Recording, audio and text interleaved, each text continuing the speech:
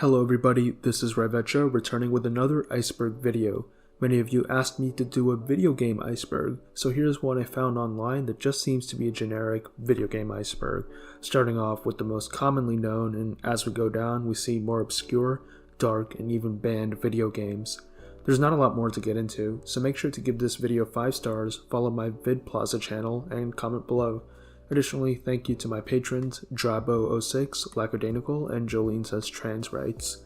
With that being said, let's get right into the video. Tetris. Tetris is a Nordic game released in 1989. The game is pretty simple by modern standards, having you navigate shapes called tetraminos, or shapes made by the combination of 4 squares, as they fell down, with the goal being to stack the tetraminos in a way where they create a full line, which is when the line will be cleared. The more lines you clear in a single turn, the more points you get. As the game goes on, the shapes drop faster and faster, meaning that you have less time to place them, testing your planning and reaction time. This simple gameplay loop turned out to be very addicting, as it's the best-selling game in history with just over 30 million sales. This is insane, especially considering that this was the 80s and 90s where gaming wasn't as big as it is now. And keep in mind that this was just the first version of the game. The 30 million sales don't include all the subsequent releases for different platforms. Truly legendary stuff. Minecraft. Speaking of legendary, we've got the second best-selling game of all time, Minecraft, which has just under 30 million sales. However, it's likely going to take over Tetris soon. Minecraft is a Nordic game developed by one man, at least initially, Marcus Persson. Man, the Nordics don't really make a lot of video games, but when they do, they really hit it out of the park. The game is a block-based survival sandbox. The general storyline of the game is that you live on the Earth, which is a natural world similar to the real world. However, at night, monsters spawn out of nowhere and attack you and other innocent creatures. By finding clues scattered around structures in the Earth, you find out that the monsters are being sent from Hell.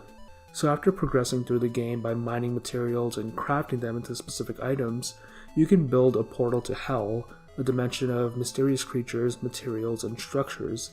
Eventually, after progressing through Hell, you can find the ruler of Hell, Herobrine, who is actually a dark reflection of the player, and unique in being the only monster that can use tools, magic, and armor like the player. After beating Herobrine, you technically beat the game and gain access to powerful loot. However, in later updates to the game, Notch added Heaven, which you can access after beating Herobrine through a similar portal.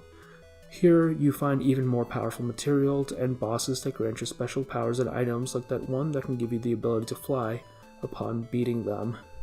So that's the overall gist of Minecraft. However, the storyline is not why it's popular.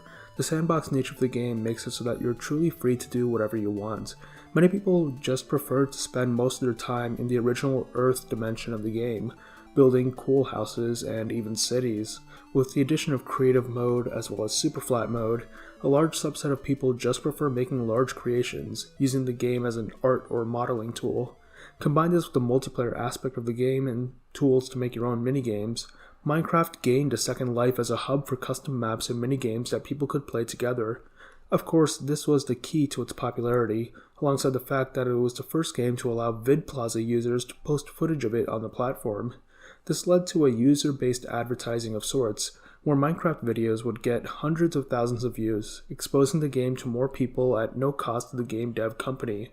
It was so effective that other game companies lifted their ban on users publishing videos using their gameplay on VidPlaza, forever changing the platform. Minecraft receives updates to this day, though minor, but it's still a decently popular game, though nowhere near as big as it used to be. Heartbeat Panic. Heartbeat Panic is the name of a Japanese video game franchise by Nintendo, with the first game releasing in 1987.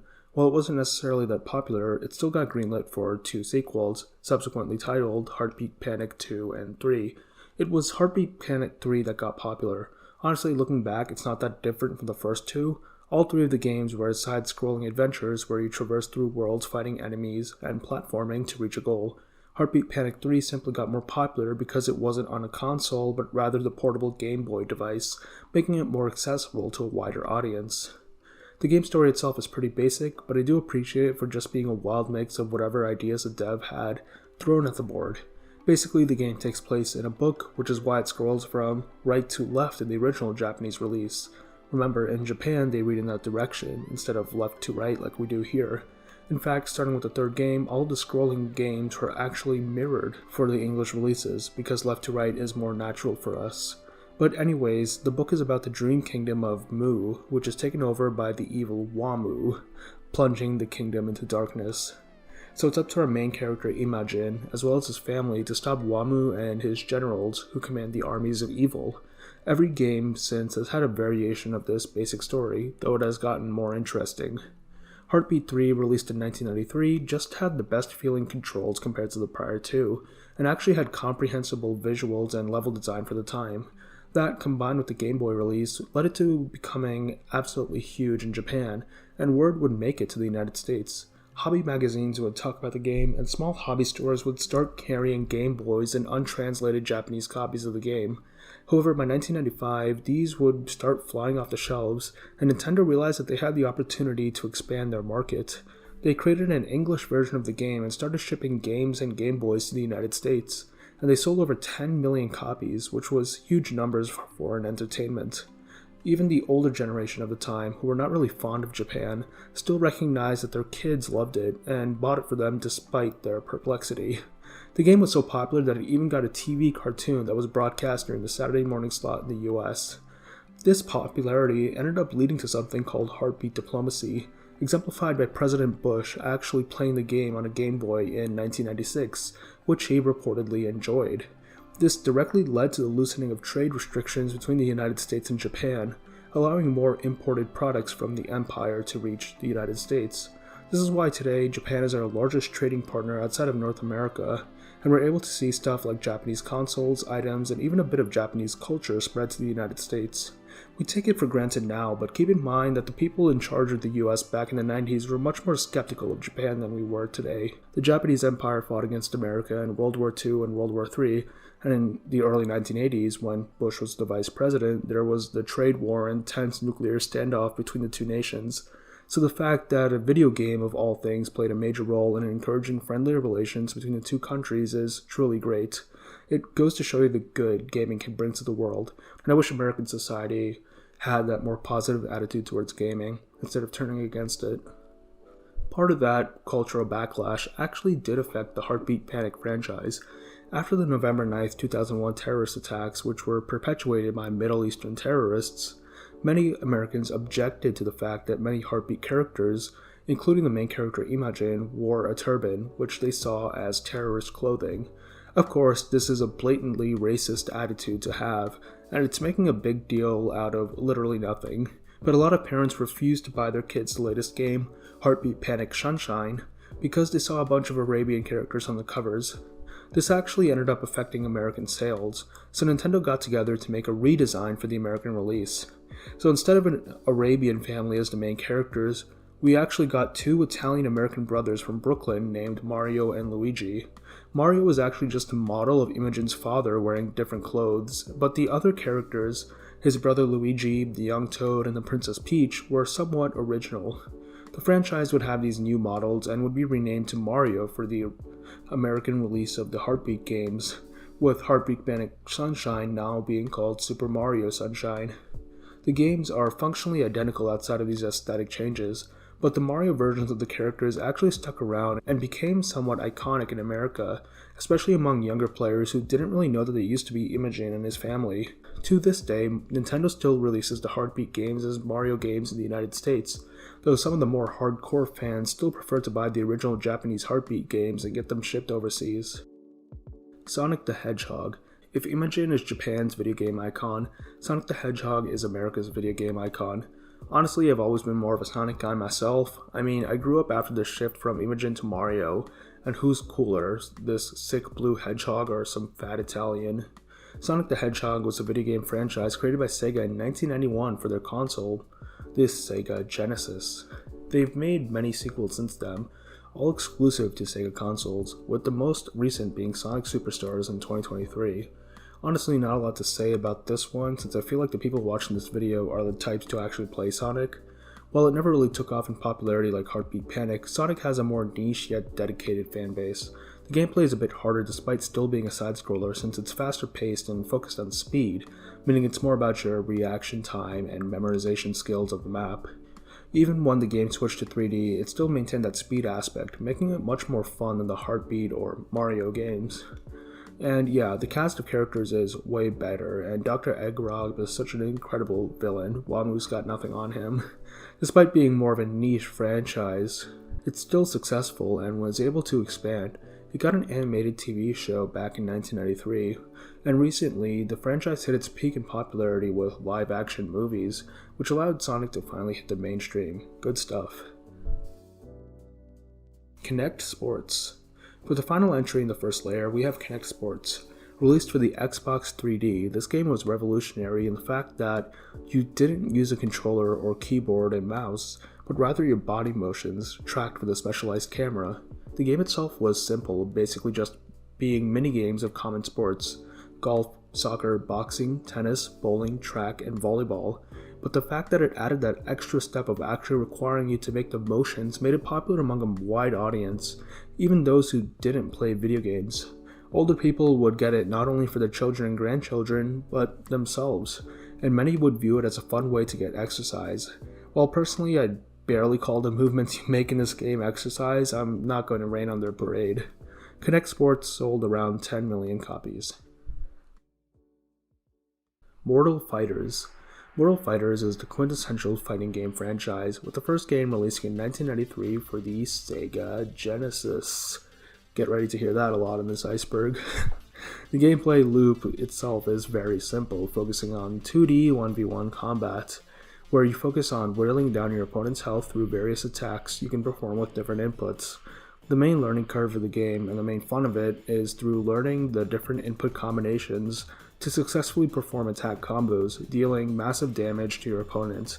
Once your opponent is at a low enough health, if you input a sequence fast enough, you can trigger a fatality, a cutscene with an over-the-top violent attack that completely kills your opponent.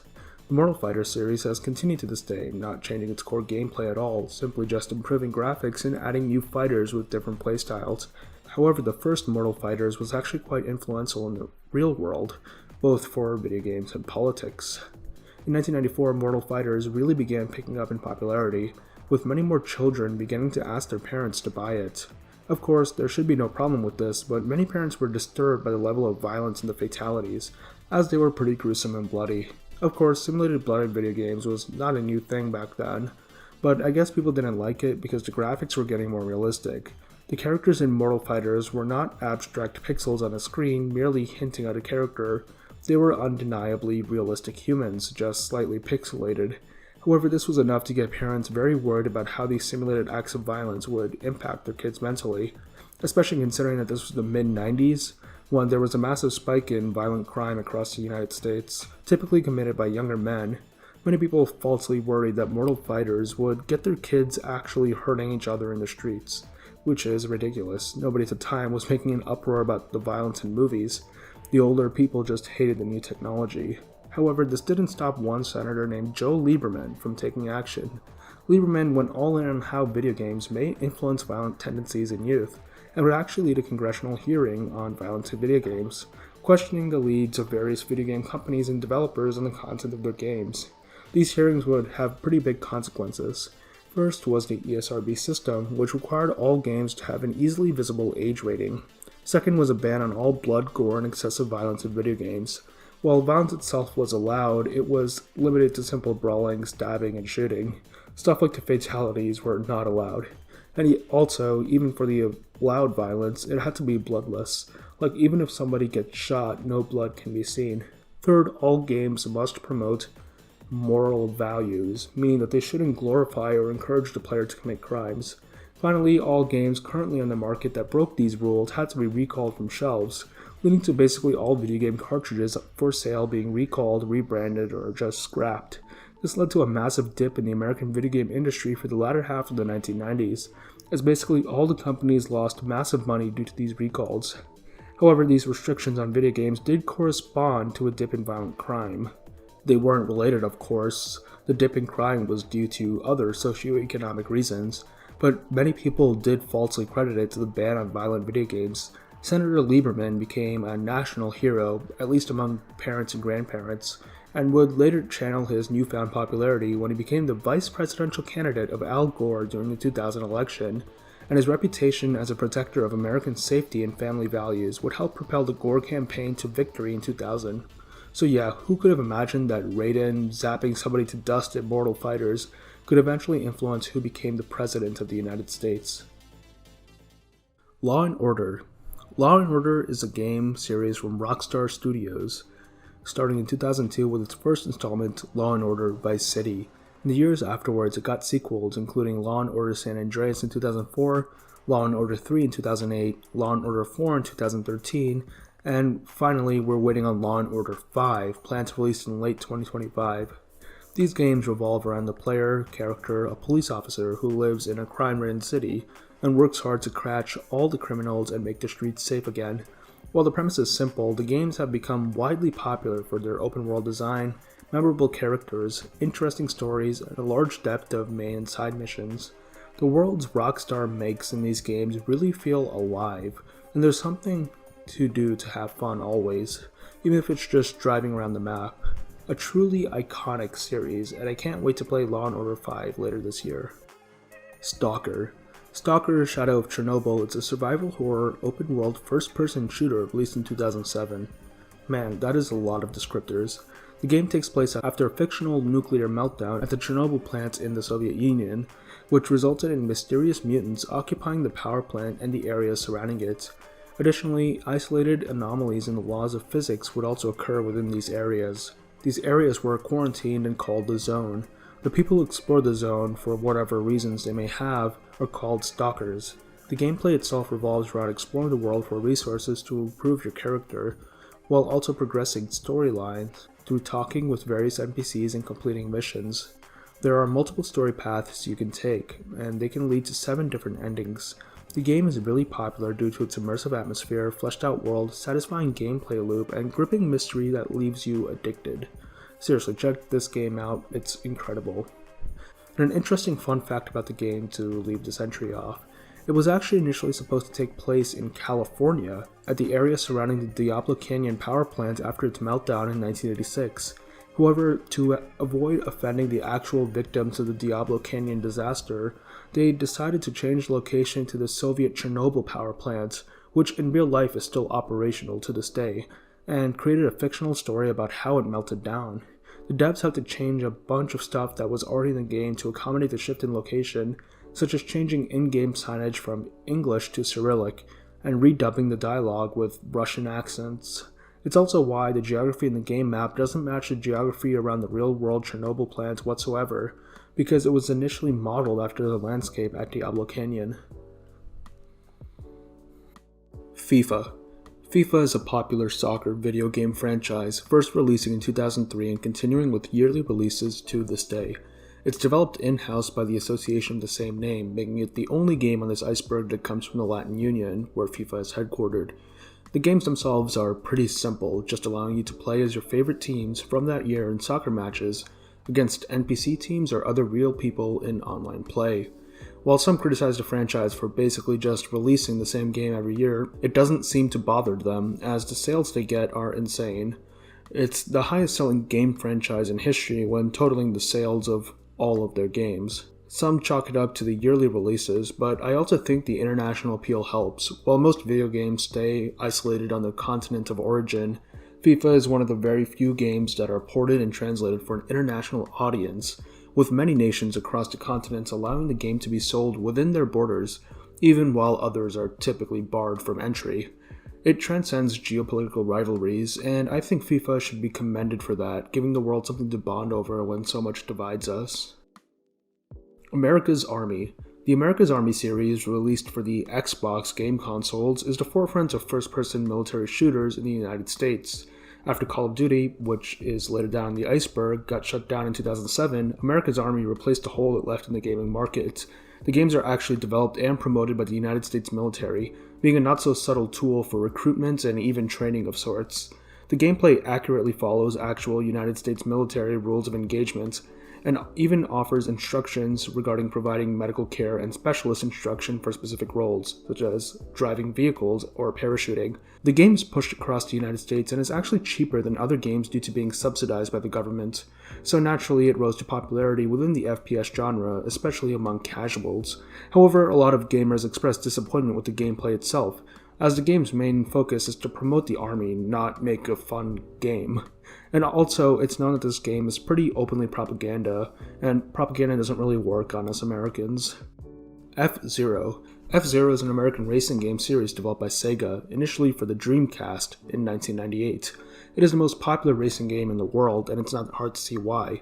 While most other racers stuck with a grounded, realistic style based on actual car racing, F-Zero opted for a futuristic form of racing not using cars, but rather F-Zero machines, which hover slightly off the ground, allowing them to go supersonic speeds. In this futuristic world, the wealthy have set up these F-Zero Grand Prix races, occurring on custom-built tracks as a form of exciting entertainment, necessary when the wealthy are living an extremely opulent and safe life. To make these super-fast races even more exciting, these racetracks contain obstacles and traps that can harm or even kill the racers. However, to make up for it, they offer a massive amount of prize money to the winner of the F-Zero Prix every year. So yeah, pretty dystopian, but it does make for an exciting game. There have been 6 F-Zero games so far, with the most recent releasing in 2017, each of them mostly just improved upon graphics and gameplay handling, while also adding new characters, tracks, and vehicle customizations. But the high-speed racing is just a great hook, to the point where significant innovation is not necessary to make more fun and satisfying games. We're supposed to be getting a new F-Zero with the release of the Sega Switch 2 sometime next year, so I hope that continues a streak of great games. Palworld. Palworld is an American creature collection game series, with the first game releasing for the Sega Dual Screen in 2006. While the games are developed by a third-party studio, Sega does have exclusive distribution rights, meaning you can only play it on their consoles. Palworld was inspired by the underground Japanese game Pocket Monsters from 1996. But while that game franchise did spawn some copycats, Palworld took Pocket Monsters' initial concept and unexplored ideas and fleshed them out to become a truly modern game. The game started off as typical creature collector RPGs, capturing and training wild pals to fight opponents and bosses. There were also some side quests or just straight up minigames not associated with the training and collecting aspect, but they were fine as a side thing. However, starting in the 2010s, going forward, the games focused more and more on these weird side mechanics instead of the core gameplay. And fast forward to the most recent release in 2023, where most of the game is now just a weird mismatch of survival open world, FPS, farming simulator, and creature collector. Some people like this, but honestly, I just want a really good creature collector and battler game without any of the extra ridiculous stuff. Hopefully someone gets on that soon. Isolife. We've got a classic here going all the way back to 1991. Isolife is a life simulation game released for the PC and is described as playing virtual doll houses. The game doesn't really have objectives, and it gives you the freedom to make virtual dolls and program them with different behaviors, personalities, and roles. You then place them in homes and town layouts you all to customize, and then basically let their lives play out. Despite the deceptively simple facade, the playing God aspect of the game, being an omniscient creator who can control the lives of your characters, and also have the ability to craft narratives and stories through this control, is enough of a hook to be able to continue making Isolife games for over 30 years. Not exactly my thing, but variety is the spice of life. Fortnite. Fortnite is an open-world zombie survival game released for several platforms in 2012.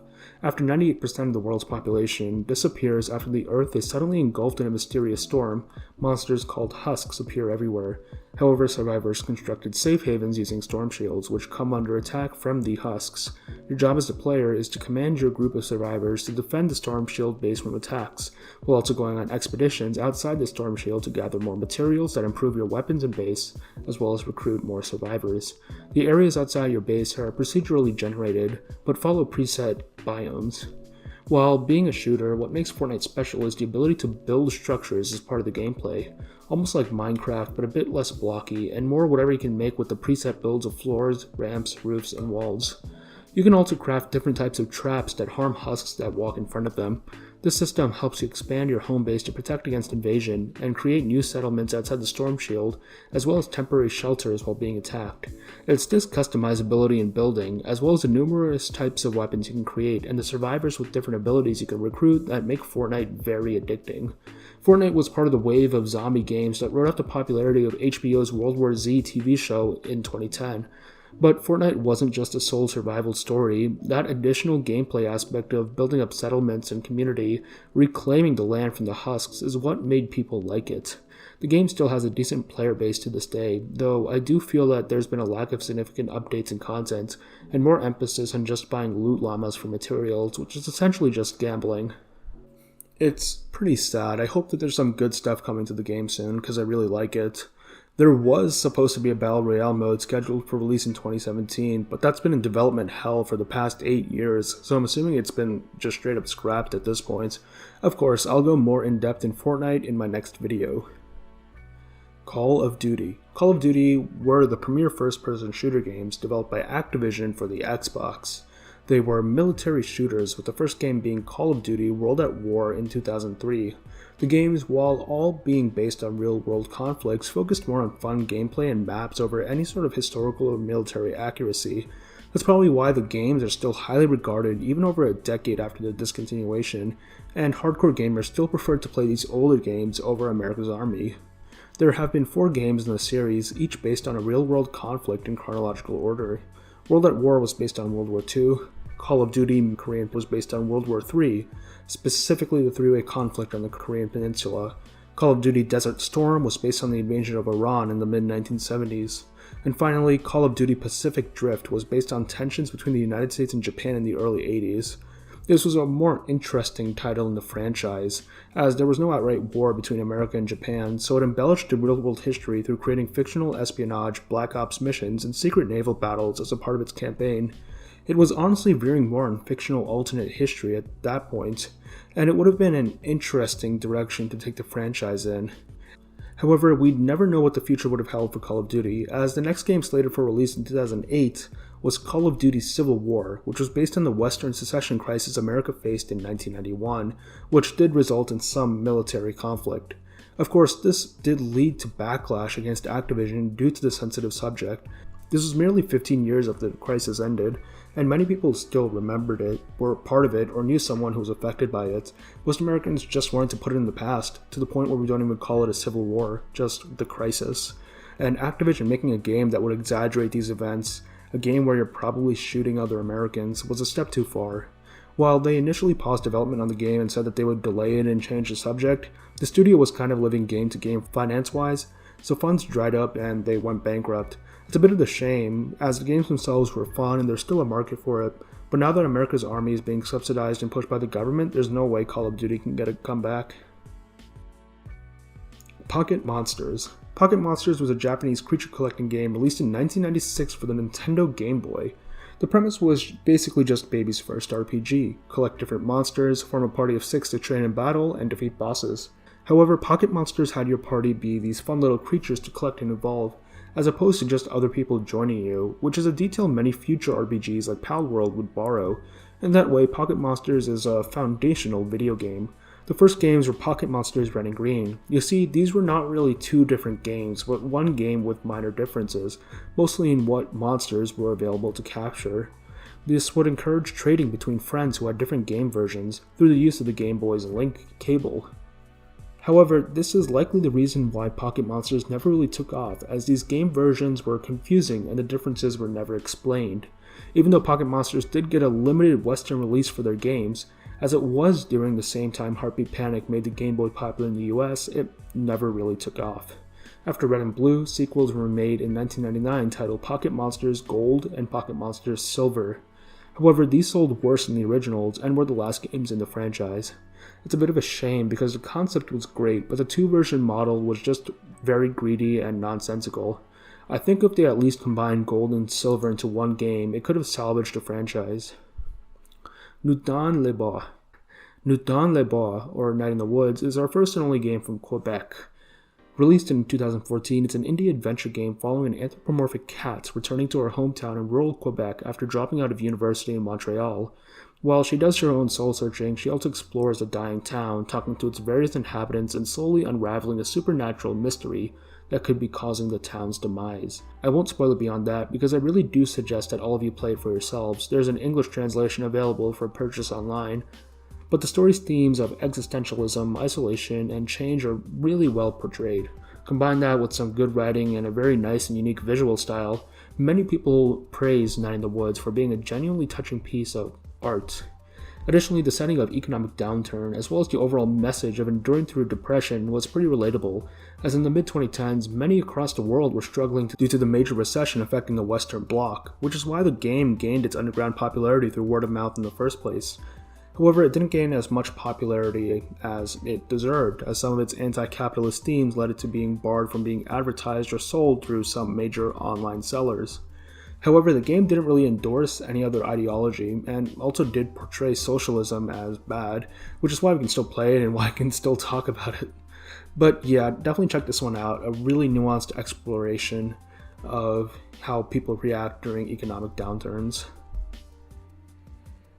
Kekcroc. Kekcroc is a puzzle platformer released for the Sega Genesis Advance in 1996. The game itself is nothing special, in fact it's pretty bad. However, it's notable for being the first ever game that featured fully 3D models and environments, that's all. Petscop. Petscop is a game first released in 1997, also for the Sega Genesis Advance. Lots of Genesis games on this Iceberg. However, the game only received any sort of attention 20 years later, in 2017. When Petscop first came out, people thought it was a cheap knockoff riding the hype of Pocket Monsters, which were a dime a dozen back then. And on the surface, the game seems just like that, a very basic map where the objective was to solve puzzles to free pets. The pets you freed would join your party, and they may have the ability to solve other puzzles. Could have been a nice gameplay loop, but the game was obviously incomplete. The map felt more like a level select screen than an actual map, and it would abruptly end, with areas clearly meant to lead to something just blocking you off with an invisible wall. Some of the puzzles were unsolvable, meaning that you couldn't even get a full party, maybe only capture 1 or 2 pets, and there was no story at all. Because of this, the very few people who played the game when it released wrote it off as a scam, and it went dormant for 2 decades, with it kind of becoming a joke as to how it even got published. However, in 2017, a VidPlaza channel named Paul Domenico released a video simply titled Petscop Discovery, where he supposedly found something within Petscop that would change everything. He had found a sealed copy of the game for resale and decided to bite the bullet and try it out. When looking at the manual, he saw that the first letter of every bullet line describing the game was capitalized, and each letter corresponded to a button on the Genesis Advance controller. So just out of curiosity, Paul inputted the button combination, and well, this happened. The button combination took him to a completely different map, way more creepier. However, more interestingly, the map itself had its own appropriately creepy puzzles to complete. When the video first released, some skeptics said it was a hoax, but others with copies of the game tried it themselves, and yeah, it worked. Initial speculation said that this could have just been a dev test world, but as people investigated it more, it turns out that there was actually a story here. This was the true Petscop. I'm not going to spoil it, but there are videos out there explaining the whole story and the gameplay if you're curious. It takes a complete left turn into psychological thriller with horror elements, while telling a meta story that breaks the fourth wall, all while keeping the connection with the original elements, such as the puzzle solving and capturing the pets. It's pretty sad that this went unnoticed for 20 years. Who would have known how the gaming industry would have changed if this game got popular when it first released? I would call it a marketing failure, because how do you expect people to discover the main portion of your game through an unmentioned puzzle on the game box that you have no way of knowing is even a puzzle? But looking at the game itself, it seems like the devs were definitely more interested in making an artistic or narrative statement rather than a financially successful or user-friendly game, which I can respect. An example of this is how one of the puzzles in the newly discovered section of the game involves waiting in one spot for over 2 hours of real-world time without doing anything. It's some insane stuff, and they really wanted to make these puzzles difficult. But yeah, after Petscop started getting some buzz again in 2017, basically being one of the biggest topics among gaming and horror VidPlaza creators that year, some people reach out to the game devs. The studio that made the game, Garalina, is no longer around, but the people who staffed it are, and they're supposedly working on a port for modern PCs, which is awesome. Hopefully more people can play this game as it was intended soon. Polybius. Polybius actually started off as an arcade game released in the late 1970s, making it the oldest game featured on this Iceberg. It would then be ported to the Atari. It is a vector-based game space shooter, like many other arcades of the era, but it is interesting for its more hypnotic visuals, using a lot of recursion, fractals, and spinning. It is actually kind of soothing. I've played it at my local retro arcade before, and I was completely engrossed. Like, I started playing, and the next thing I know, I look at the time and 5 hours have passed, with me not even noticing. Impressive for such an old game. Interestingly, there was a remaster in the mid-2000s for the Nintendo Wii. Yeah, that one obscure Japanese console Vid Plaza creators all seem to love for some reason. I guess Polybius was popular in Japan or something, but there have been some conspiracies about the game. For example, the now deleted Alex Jones video on Game Theory said that it was in fact an early study of commutative hazards and subliminal messaging, and that the government would examine its effects on the players. The remaster in 2006 was just a way for them to get a controlled study of the effects of the more updated commutative hazard science, a theory which is backed up by the fact that many seem to have experienced headaches after playing the game, and the game was actually just recalled after a year. The reason why it was on the Wii was because it was a joint study with the Japanese government's Unit 767, which is their Department of Psychological Warfare. In my opinion, this conspiracy seems way too far-fetched, especially that second part. It's just a video game. I don't think the government would have this whole hush-hush multinational conspiracy spanning decades to cover it up. Go for a punch. Now we're on the final layer, the entries at the intersection of dark and obscure. Go for a Punch is this quote-unquote lost game from the Japanese visual novel genre, which has a small but steady community here in America. Visual novels are just like how they sound, text-based games with basic visuals depicting the events that are happening, with the game part being the fact that the decisions you can make change the outcome of the story, almost like a choose-your-own-adventure comic book in the form of a game. Go for a Punch specifically gained notoriety because it just so happened to become a weird topic of obsession among the VidPlaza lost media community, even more so than the other media that they talk about. The story initially came from the Japan tag page of a gaming forum back in 2015, when some guy talks about a game he played back in like 2003. His coworker had gone to Japan on a business trip and had brought back some game discs he wanted to play on the office while on breaks. The OP would sometimes watch him, and one day he was playing a game titled something along the lines of Go for a Punch, when translated into English. The premise seemed to be that 4 girls were trapped in a school bathroom with no way out. They talk about their situation for a bit before going crazy and, well, deciding to escape the only way they could, by escaping from the mortal realm. Very edgy, and an interesting story nonetheless. The OP said that they're no longer in touch with the coworker, so they can't ask him about it, so they're asking the forum to help. Unsurprisingly, nobody on the forum knew of it, and it's not exactly like they could just ask around on the Japanese internet. So we got some lost media here. However, once VidPlaza got their hands on this obsession began, we kept getting investigations and supposed update videos on the search, all of which reiterated the same thing, turning this one random post about an unremarkable video game into an internet icon. Honestly, if you ask me, I don't think the game exists. Doing some research, it seems as if the vast majority of Japanese visual novels are part of these horror mystery genre with that grimy aesthetic, and often feature schoolgirls as prominent characters, so it seems like Go for a Punch would be a very stereotypical game.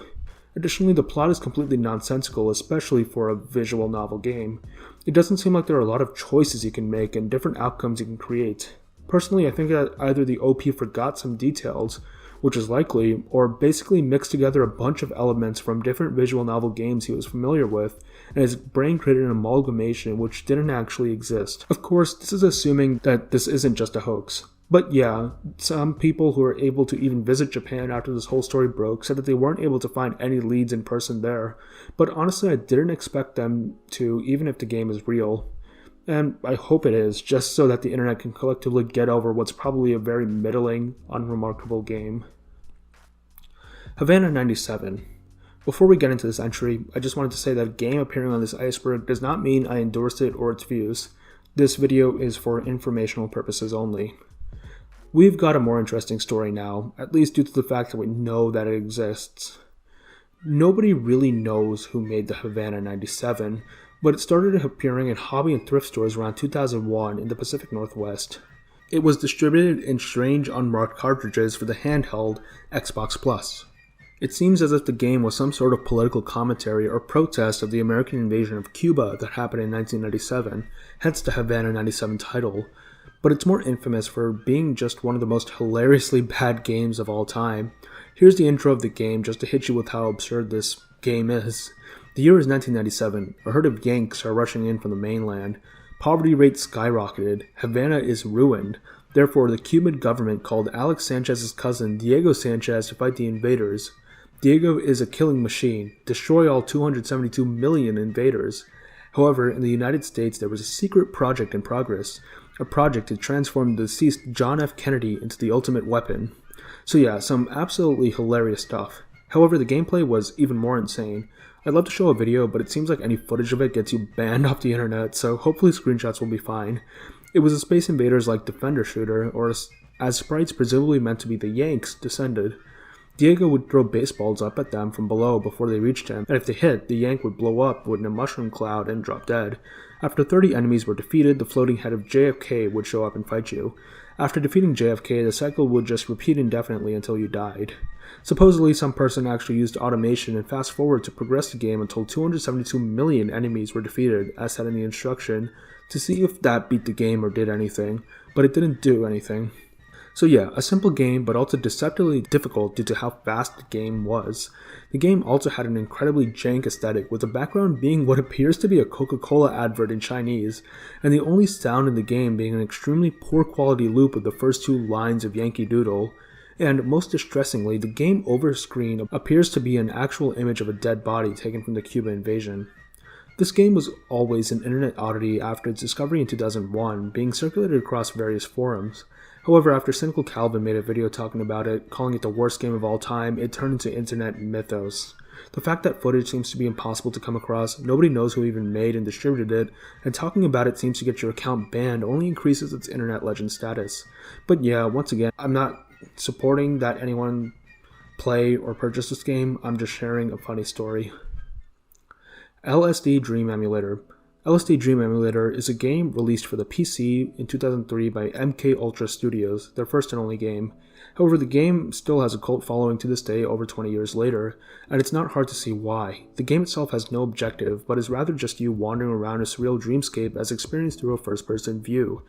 Through exploration, you can be teleported to other maps where you continue exploring. After an hour-long session, a screen pops up telling you about how your quote-unquote dream went, with a bunch of oddly detailed statistics that people are still trying to figure out the meaning of to this day. As you keep playing more sessions, the landscapes get way more surreal, dreamlike, and psychedelic, hence the title of the game. While the game technically isn't procedurally generated, it seems like each copy of the game is personalized, as no two playthroughs ever experience the same maps or progression. However, it could be that the game contains a large tree of potential paths, though it's unlikely since the storage of the game is not that large. And since the code is behind some crazy encryption, the community hasn't found all the secrets about this game yet. But I guess that adds to the intrigue of it. Many people have reported that the game has given them altered mental states, including hallucinations and broader mental health issues such as paranoia, and that the game is some sort of cognitive hazard. However, I personally think that this could be people overhyping the mystery of this game, or over-exaggerating some actual effects. Look, yeah, if you play this game for hours on end in a dark room, you'll probably have some hallucination afterwards. Like, I personally have played this game, and I get it. It's so enthralling that I'm stuck to it for hours. And afterwards, I have had some visual and auditory hallucinations, and I even feel a heightened sense of nervousness, but I don't think it's deliberate by the game. Postal. Definitely the darkest game we've got in this Iceberg. Postal is a web-based, isometric, top-down shooter game released in 2007. However, the story is what made it especially disturbing. It is a recreation of the 2006 South Dakota volleyball massacre, where a gunman opened fire and ended the lives of 17 people at a high school volleyball game. And in this video game, you play as the gunman. However, that event was just the first level, as further levels continued the event to a fictional massacre of the surrounding town before the gunman ends his own life and goes to hell, where he continues massacring demons there. This is one of the most tragic events of the 21st century in America, so to make light of it less than 1 year after like this is horrible. The thing is, this game was uploaded to an independently hosted web domain, so it was unknown who actually developed and created it, and why. If this was a team, they got absolutely no money or popularity out of it. We've seen edgy troll web games before, but they've always been really low effort. However, this game is high quality enough to have been developed by a real game studio, which makes it even more mysterious that there's seemingly nobody taking or giving credit for this, and there's not really any way to figure out who made it. Well, the game was taken down not only for its sensitive premise, but also violating the no video game blood rule. Some people were able to download the files off the page, and it is being distributed for download on various seedy websites. Just a bizarre game in general. Hopefully somebody behind it comes out to clarify what the hell their thought process was with it. Though considering that they'd be rightfully dragged through the streets for even making this game, I understand why they wouldn't want to come forward. Desert Bus. So we've had some dark games on this Iceberg, and to end it off with a light mood, I decided to make the final entry an obscure, weird, yet humorous game. Desert Bus is actually a first-party Sega CD game released in 2000, played on PC. The game has only one objective: drive an empty bus on an empty road between Tucson, Arizona and Las Vegas, Nevada, in real time. So you're just driving on an empty straight road for 8 real-world hours. Additionally, if you don't keep your hands on the steering wheel, the bus will automatically start drifting to the left. And if you go off the road, it's a game over, meaning that you actually have to be watching and steering the bus to make sure it stays on the road, and can't just AFK the 8 hours. For every time you complete the 8-hour drive, you get 1 point on the scoreboard. It's clearly a joke game, as the release announcement took place on April 1st, when you can get the game for free at any participating stores who partner with Sega. Desert Bus is pretty obscure despite being objectively hilarious. Funnily enough, it actually has a decently active speedrunning community, which is really funny because, every single speedrun takes exactly 8 hours, so there's really no point to it, but I guess that absurdity and pointlessness is in the spirit of the game. So yeah, that is the video game Iceberg explained. I think this Iceberg was able to cover a good variety of games despite the limited selection. The next Iceberg is actually kind of related to this one, as a lot of you want